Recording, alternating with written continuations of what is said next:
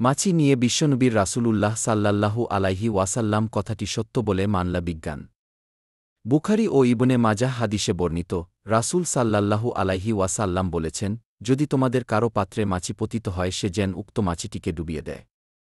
কেননা তার একটি ডানায় রোগজীবাণু রয়েছে আর অপরটিতে রয়েছে রোগনাশক ঔষধ।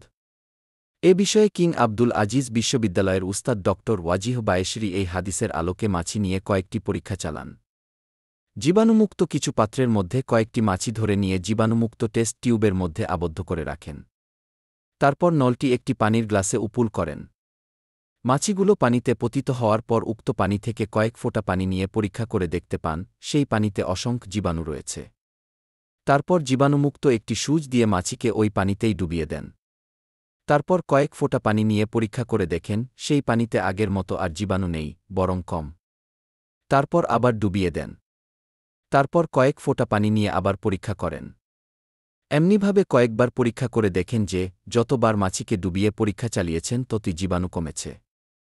সম্প্রতি সৌদি আরবের রিয়াদে অনুষ্ঠিত ৮ম চিকিৎসা সম্মেলনে কানাডা থেকে ২টি গবেষণা রিপোর্ট পাঠিয়েছিল যাতে বর্ণিত ছিল, মাছিতে এমন কোনো বস্তু রয়েছে যা জীবাণুকে ধ্বংস করে দেয়।